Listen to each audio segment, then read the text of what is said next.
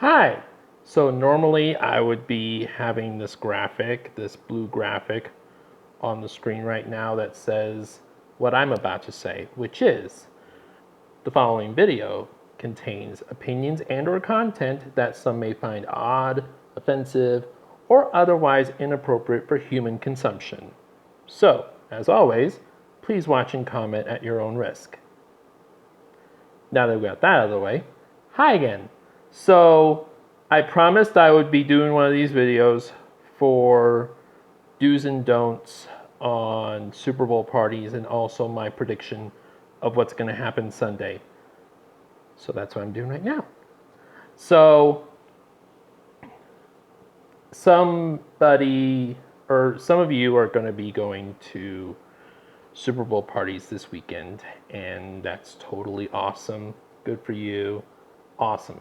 So, here's my suggestions because I've been through plenty of Super Bowl parties. I've been on both ends of the spectrum. I've pigged out, I've nibbled, I've been very moderate at my drinking. I've gotten to the point where I puked. And hung over the next day, by the way. I've been on both ends of the spectrum. Trust me, I know this.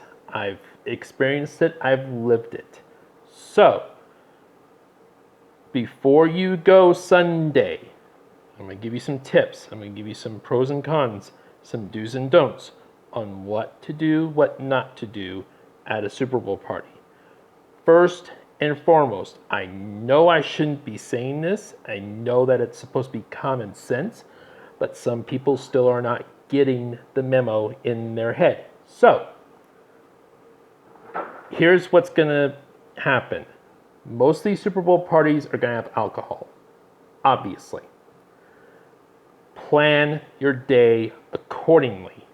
If you have work the next day, if you have to drive home from that party that night, do not overindulge. Do not drink and drive.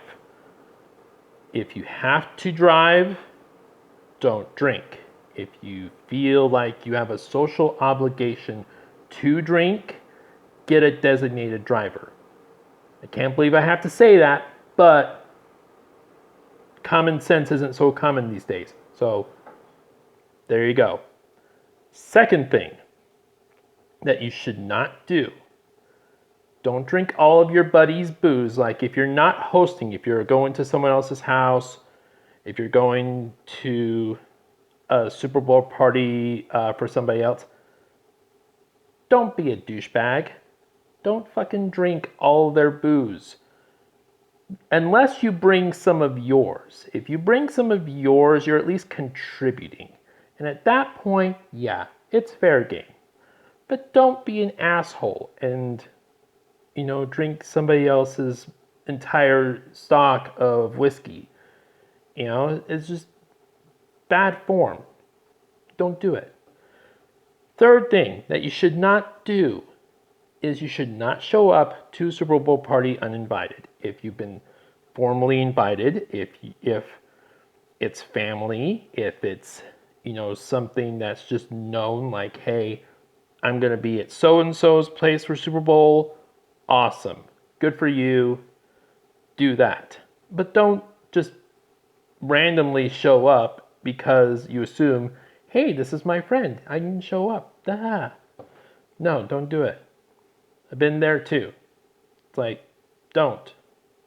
Now, if you are going with someone else to someone else's Super Bowl party, then it's their social obligation to introduce you to the group.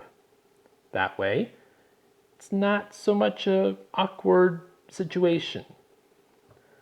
So now that we got the don'ts out of the way, let's talk about the do's. Oh, one more don't. One more don't. If you're in a very politically hostile group, don't talk politics.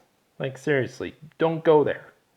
It's like, just talk about the game, talk about, that awesome pass that Matt Ryan threw to Julio Jones, Talk strictly about football. Don't make it a hostile situation. Especially lately with what's been going on at UC Berkeley and some of these other places. It's like, leave that at the door. Okay, that's done. Now talk about the do's. Do enjoy yourself. Like, for me personally, even if I do have to drive that night, I'm having at least 2 beers. I'll probably have them in the first quarter, but I'm having 2 beers. And then take the other 3 quarters and halftime to sober up and, be at least somewhat functional. Do enjoy yourself. Do enjoy the food that's being presented to you. Don't be a complete jerk and, outright decline, no, I'm not going to eat. A lot of people, a lot of parties that I've been to do have vegan-friendly food. So, it's all about enjoying yourself. It's all about enjoying people's company. It's like Thanksgiving, only without the turkey. So there you go. And do enjoy the game. If you're a fan of football, you should be enjoying the game of football. Plain and simple. It doesn't matter if your team's not playing or not. Hey, I'm a Seahawks supporter. I wouldn't necessarily call myself a fan, quote unquote, but I am a supporter of the Seahawks. I'm a little pissed off that they lost to the Falcons. But you know what? I'm going to watch the game because it's a historical moment. It's Tom Brady's attempt at a 5th Super Bowl. It's Matt Ryan and the Falcons possibly winning their first Super Bowl. I'm going to watch and I'm going to enjoy it. And I'm going to root on whoever I decide to root on. I still have not yet decided on that. So there you go. Lastly, do enjoy the company. It's like if you're amongst a group of strangers, you're probably at the wrong Super Bowl party anyway. Enjoy the company. Enjoy time with family. Enjoy time with friends. Enjoy the time that you have with people. Because, hey, guess what? Some things could happen. I'm not saying, anything politically, but some things could happen between now and next February to where you won't be able to have that time with family and friends. So enjoy yourself. Now that we've got the do's and don'ts out of the way, let's get to the actual game. All right. New England Patriots, Atlanta Falcons. So I've been kind of, ever since Monday, just going back and forth on which team I think is going to win. And I'm going to break it down for you. So Atlanta, offensively, is probably the superior team. Tom Brady's Tom Brady, but Matt Ryan is on a completely different level than he used to be right now. People in Atlanta have been claiming this is the Matt Ryan we were going to see 2 years ago. Now we're seeing him. Julio Jones, probably the scariest dude at the wide receiver position right now in football. Devontae Freeman is a very underrated running back. I don't know anybody that's talking about him right now. It's all about passing game. The running game could easily be the key determining factor. And don't just assume that the Falcons don't have championship experience, because Dwight Freeney, remember that name, is on the team. Dwight Freeney won a Super Bowl for Peyton Manning's Colts. So kind of a twist there. And even though Atlanta's defense isn't that good, it's still good enough. They've shut down Seattle and Green Bay in back-to-back weeks.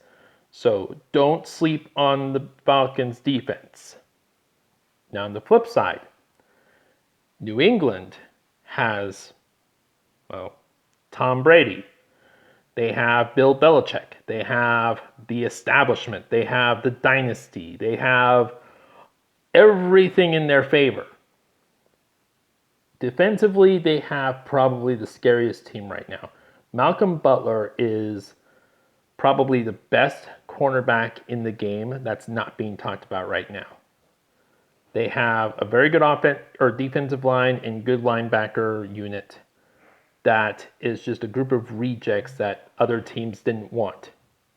So, all of that said, what is my prediction? It's going to be close. It's going to be a very good offensive showdown. But I'm going to surprise people. I am picking the Atlanta Falcons to win this Super Bowl 34-31. Cool. That is my prediction. Hopefully you guys have enjoyed yourself. This has been another video from the Owl. Hope you all have a wonderful day.